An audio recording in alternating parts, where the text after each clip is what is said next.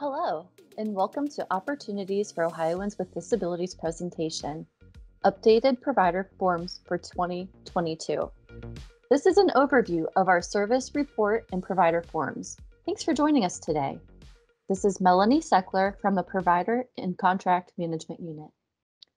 We've heard from our provider community that there are opportunities to streamline and update our provider and service forms. So we have worked on these forms to meet their needs. We had surveys and we've listened to providers about opportunities to streamline and improve the forms. We've had an internal work group, which included staff from the field and the Division of Finance. Let's go over some form features on these updated forms that are driven by the provider survey input and provider testing of these forms.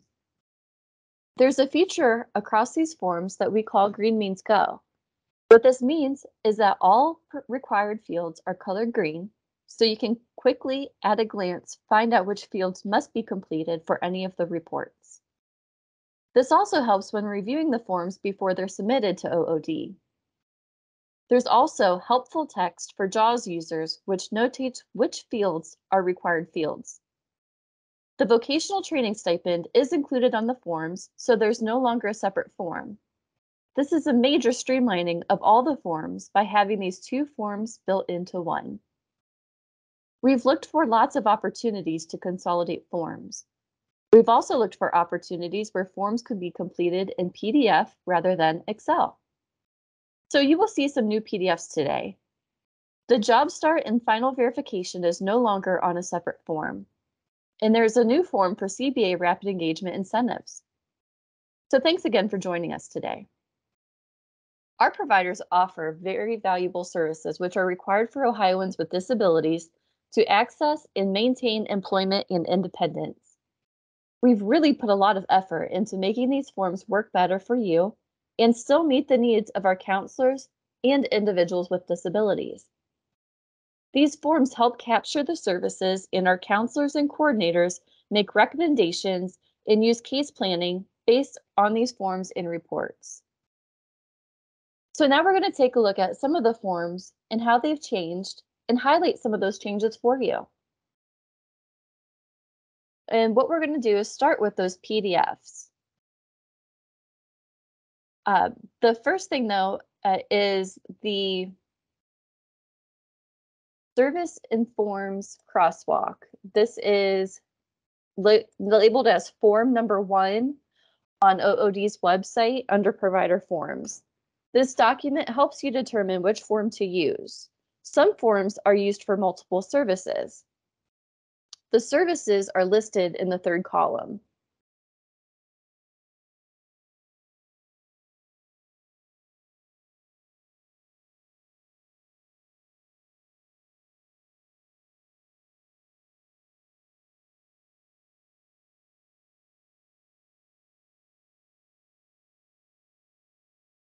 Next, we're going to look at the intake acknowledgement form. Not much has changed about this form. You can type in, tab, type in your provider.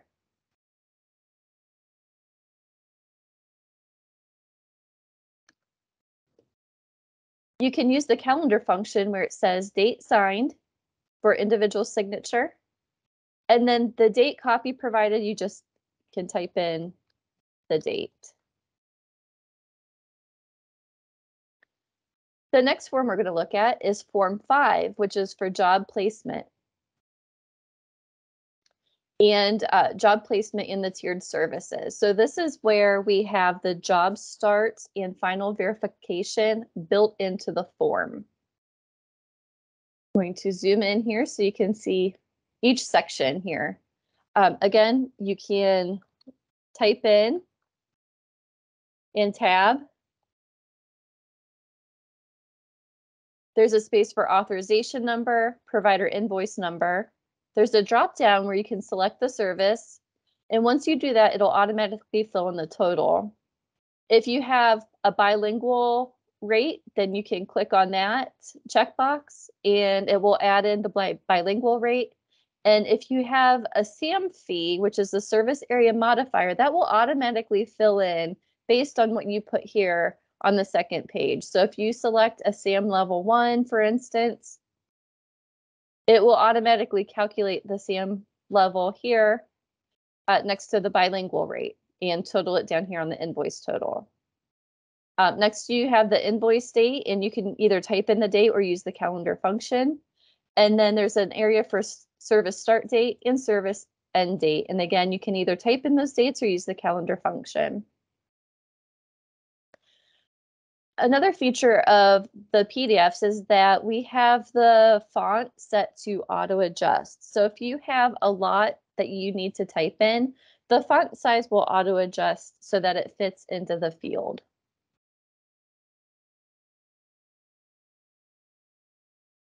So this top section is the job start information, and then next is a box for final employment verification.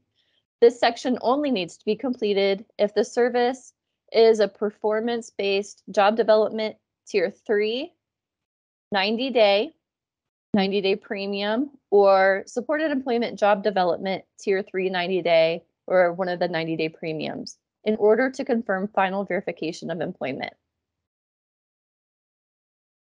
And you'll notice some helpful instructions here just above the signatures where it lets you know that when the individual needs to sign the form and that the provider staff signature must be a wet signature and cannot be typed. So in these fields, in case you have a remote service or you're getting remote authorization, you can type in here where it says individual signature. You can type in where it says parent, legal, guardian signature, but you cannot type in where it says the provider staff name because this does require an actual signature. Once this form is signed, it is locked. That is a feature of Adobe. That is not anything that we can remove. It is just a security feature. So we would recommend that you fill out this form, save it as one thing, like a master copy. And then if you find that you got a signature and actually need to change something, or your job developer signed it and you need to change something, you can go back to that master copy. You'd also want to do this because once you fill out this first section, this first page, you can keep going back to that and using it for your tier 3 30-day, 60-day, 90-day. Just save them as a different name each time. That way you don't have to completely fill out this front page or the first page. On the second page here, you're going to notice it has a box for service details, and again, a box for authorization, provider invoice number, and invoice date. This will automatically populate once you fill it out on this first page. I'm going to give you an example here.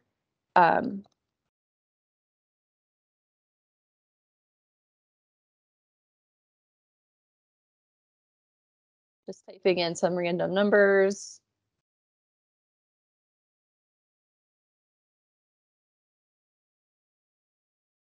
And then when we scroll down to the next page, you can see that that has all filled in. So you don't need to worry about filling that in again. This does have a helpful reminder that lets you know text size will automatically adjust when you tab to the next field. So if you are typing in and it seems like the font is getting really small, maybe you only want to do no more than 3 lines. If you still need more space, just use the very next line to continue that. Just don't put in another SAM level for the same date because that will get your billing denied. Because then you'd be billing something twice in one day, and that's not able to happen. Okay, and there should be plenty of lines here for you because you don't have to put the time of contact. You can put all of your contact on one line for one day. I believe there's 15 fields here. If you need more, you can always just save this as another copy and then merge your 2 copies together so that you have another page, or we can help you out. Just let us know. If we hear that we need more pages or more lines for the narrative, then we will probably in October adjust this form to add another page with additional space for narrative. Okay, so again, that is Form 5. That's the job placement in Tier 3 form. The next form we're going to look at is form number 6. This is for Tier 1 in job placement. One of the great things about this form that we fixed due to provider feedback is that now you can have all of your contact for Tier 1 up until billing on this report form. So there's no need to put your narrative on Form 4 for the no bill and then to bill the service out on Form 6. You can do it all in one space. And again, just like the previous form, Form 5, once you type all the information in this top section for service details, it will auto-populate into the next fields. We also have the job development plan on here. Since this is one of the requirements for billing, some of these will fill in automatically, such as the individual's name and the counselor's name. But the rest of it is just the typical fields that you had before. It looks like it's a bigger form, more pages, just because we had to give you that additional space for your narratives. With the Excel forms that auto-expanded, but these PDF forms do not auto-expand. So we needed to make sure you had plenty of room. And then again, down on the last page where you have the signatures, you can put the kickoff meeting date here with the calendar, or you can type it in. You can type on the individual signature and date, but the job developer signature, you cannot type in because that is required to be a wet signature.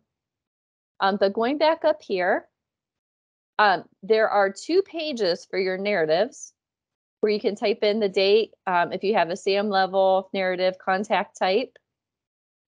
Again, the fields auto adjust. So if you find that you need more space, you might only want to type in 3 lines of text per field, and then you can just go down to the next line and continue your typing. Again, just making sure that you don't add an additional SAM rate if you're billing out a SAM rate. This form has instructions. It lets you know exactly what is needed, what the deliverables are in order to bill for Tier 1. So hopefully you'll find this to be helpful. And again, up here, you can select either performance-based job development Tier 1, and it automatically fills in, or supported employment job development Tier 1, and again, that fills in. If you have bilingual, you click on that checkbox, it automatically adds in the total, and then the SAM rate will auto-populate up here if you have any SAM rates that you're billing down in the narrative section. The next form we're going to take a look at is Form 10, which is transportation. Very similar to the other PDFs. So you're going to type the information up here. You have the authorization number, provider invoice number. You don't have to do anything with the service because transportation is already typed on there. This form is only used for transportation. You have invoice date, service start date, service end date. The invoice total will automatically calculate, and then you have a drop down for either final or partial invoice status. I'm going to show you just quickly how to fill this out. You can either type in the date or use the calendar function. You type in your start time, and I'm going to show you an example of doing this incorrectly and what happens. If you don't put a space in between the time and the AM or PM, it'll give you this error message that says the value entered does not match the format of the field. So all that means is that you need that space, and look, it automatically adjusted that for me. And then, so then it automatically calculates the units of service. You can type in how many people are in the vehicle. So type in 2, type in 3, whatever. It'll automatically change your invoice total up here. We want the street name. This auto adjust. So it looks like it's typing in small, but once I tab over, it's going to actually get big. And then you put your end location and staff initials. When you scroll to the bottom, it does total the units of service down here at the bottom. And there are instructions here that are taken right out of the fee schedule that lets you know when you bill for transportation, that it's not authorized in conjunction with Preeds, and that time in the car cannot exceed 1 hour at the start of service or the end of service for summer youth. And the final PDF form that we have is Form 15, Rapid Engagement, and this is completely new. You'll notice here that my fields are green. That is a preference setting. It's not probably going to show up green on your copy. It shows up green on mine because that's the setting that I have it on. If you want to change your settings, you can make it any color you want. It might be helpful for you to just visually see what is required, what the required fields are. So for this, we have provider name, individual's name, all the main service details, authorization number, provider invoice number. The service is already set for the CBA Rapid Engagement. This is the only service used on this form. Invoice date, start date, end date, and then the invoice total. This is an automatic $400 flat fee for this service. We're asking, what is the name of the business where the CBA took place? So let's say Mark's. Issue date and authorization number on the site development or site coordination authorization. I'm just going to put a random date in here and some random numbers. Date CBA report and authorization was submitted to OOD. Now you'll see actually below that, it has a date filled in of 5/25/22. So this says this is the last possible day to submit the CBA report and authorization in order to receive the rapid engagement premium. So this automatically calculates 30 days so that you know if you're within the dates for billing that. So let's say that we submitted the report on, let's say, April 26th or April 30th. It works perfectly. If you type in 1 day late, 5/26/22, you're going to get this error message that says the date must be equal to or earlier than the last possible day to submit the CBA report and authorization in order to receive the rapid engagement premium. So hopefully this will be a big help to you and let you know if you can submit that for payment or if you are beyond the dates. Okay, then we're going to start looking at the Excel forms. Okay, so now we're looking at Form 4, Monthly Job and Site Development.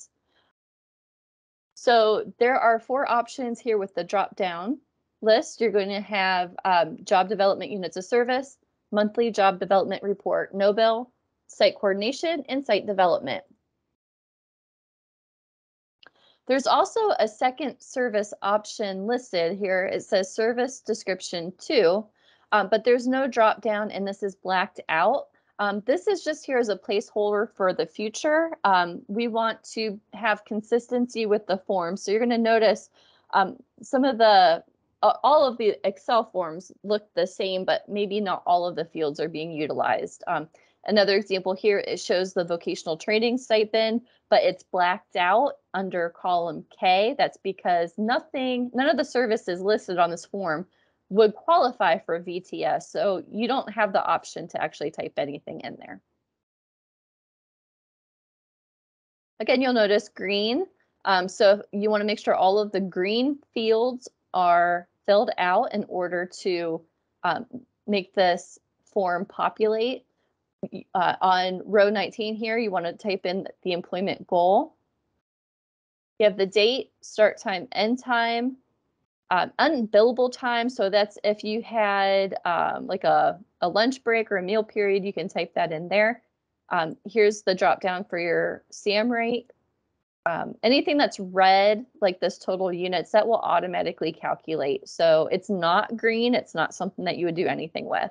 But there's this column H, contact method. So it's email, in-person letter, other remote service, telephone, text. If you have um, something such as site development or let's see, job development units of service, you want to use the contact method as service so that it calculates correctly. And then there's just a drop down for application. Was an application submitted, interview? Did the individual have an interview? And then we want the business meeting location and a narrative filled out. Down here, you'll notice individual self-assessment, provider assessment and recommendations. If this field is not large enough, you can use the one just below it to add any additional information. You'll also notice on each of the Excel forms, there are instructions here for the provider, the account examiner, and OOD staff or contractor.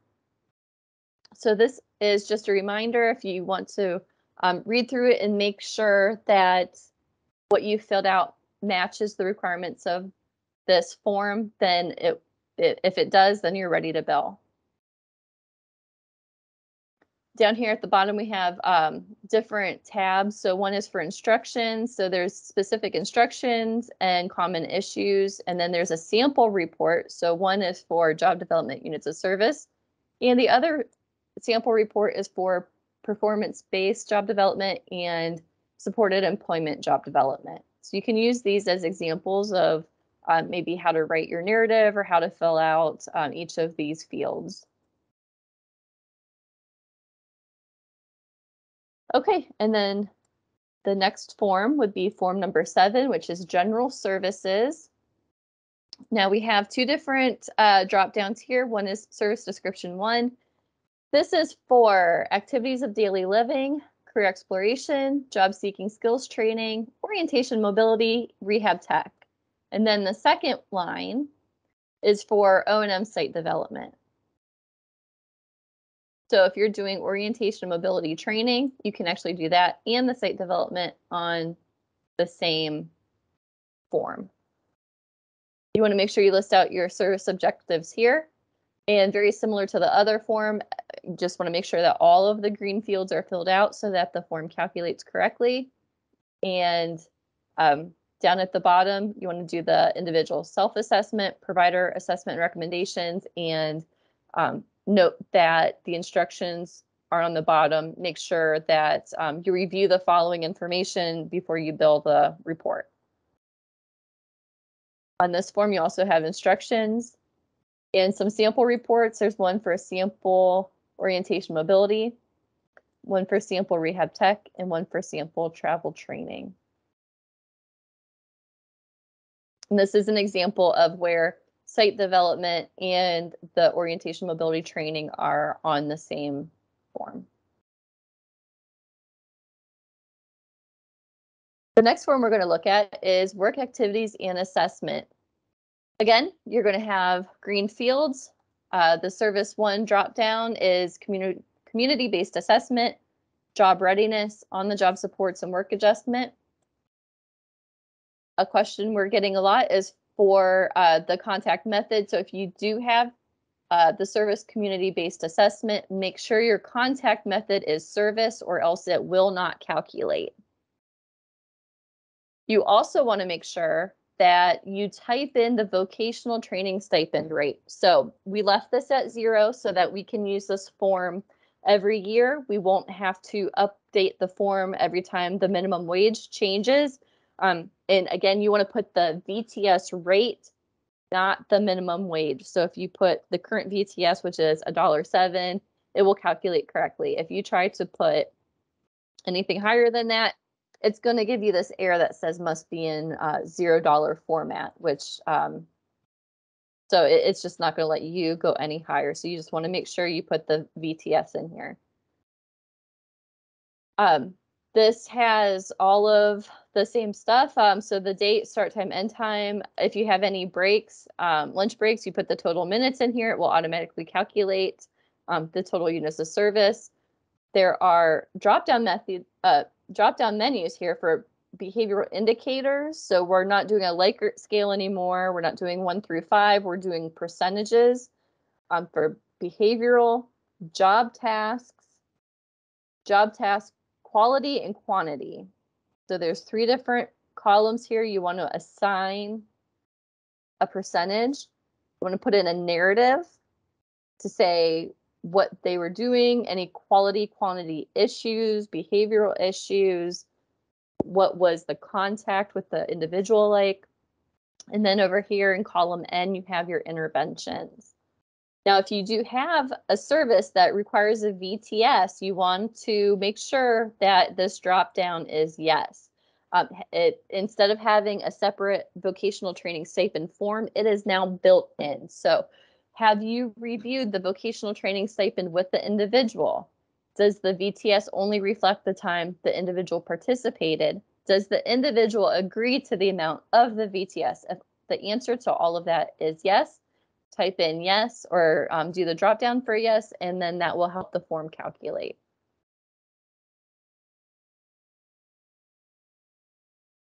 Again, we have instructions tab, a sample report for units on the job supports, and then a sample report for work adjustment.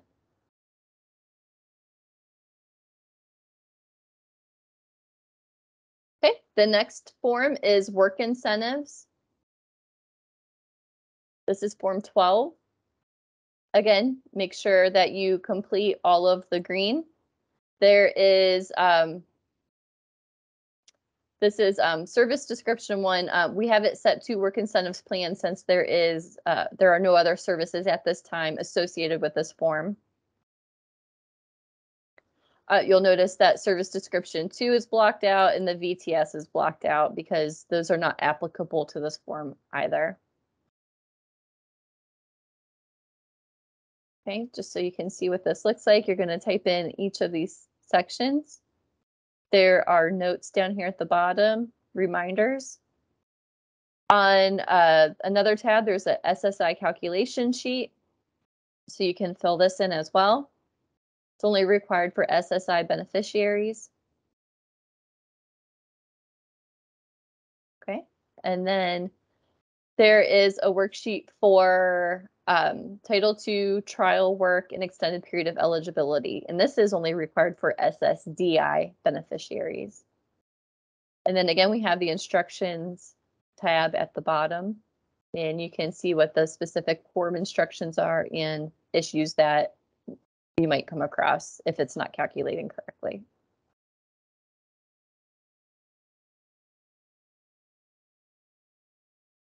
Next, we have our Form 13, which is pre-ETS.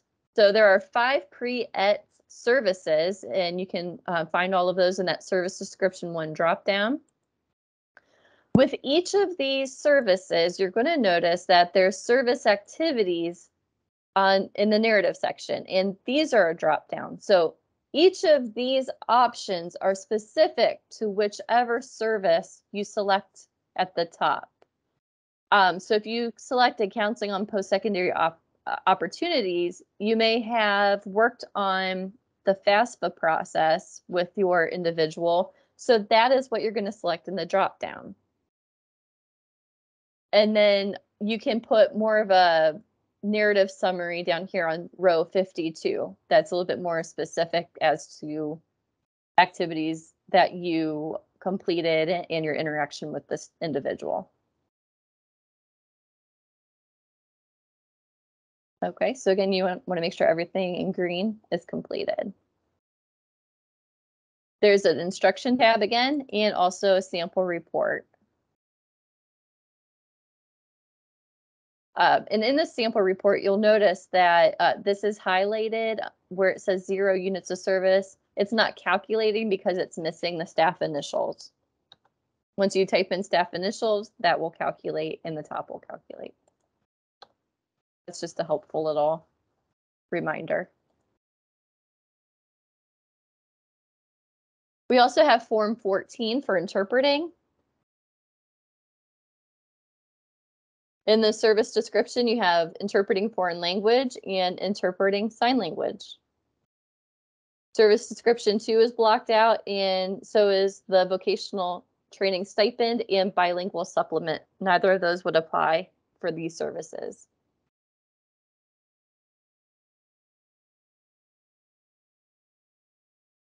Okay. This is date, start time, end time, any unbillable time, how many participants, staff initials, contact method.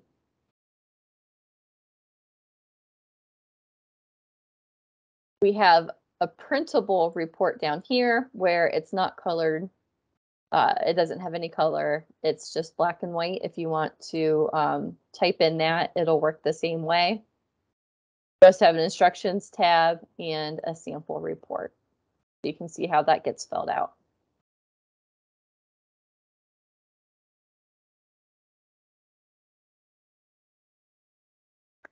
And then finally, we have form number 16, which is our summer youth work experience. This is largely the same as last year's summer youth work experience form. It does have the VTS built in. And the only service for this is, summer youth work experience. So that's what you'll want to select in the description 1 dropdown. The VTS, this can be typed in. Again, this is just so that we don't have to update the form every year when the minimum wage changes. So right now you would type in $1.07. Next year, I don't know what it's going to be, but if you type in the actual minimum wage, you're going to get an error message. Make sure each week you type in the business name and address. This gets forgotten quite a bit. Again, it's a green field, so just make sure you fill that out. We have the scheduled work times, how many people are in the group, the service hours that were offered, and it automatically calculates the weekly rate.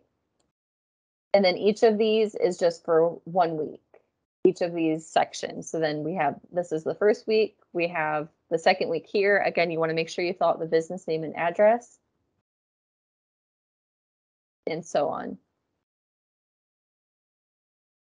Just as a reminder, this top part, scheduled work time, service hours offered, this is what calculates your weekly flat rate.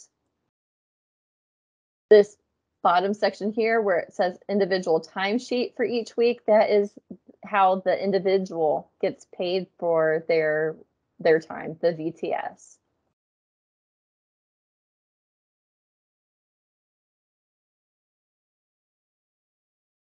You have the final summary, which is the individual self-assessment, provider summary and recommendations. This is the training stipend attestation. So if you're going to pay the training stipend, you have to mark that as yes.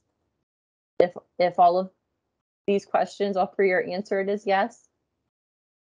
We do have the instructions tab and a sample report available so that you can see what this looks like.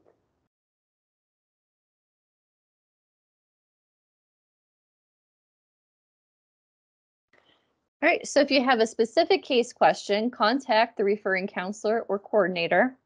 If you have questions regarding billings, contact the accounts examiner or AE2. Programmatic or service questions should be directed to the provider and contract management unit. And our email address for the provider and contract management unit is pcmu@ood.ohio.gov. In the Northeast, you have the Rehabilitation Program Specialist, Rana Woods. East Central is Melanie Seckler. Southeast and covering the Northwest, we have Jennifer Pollard. And in the Southwest, we have Ginger Skates with Supervisor Jay Burns. Thank you again for watching this presentation. Please contact us if you have any questions.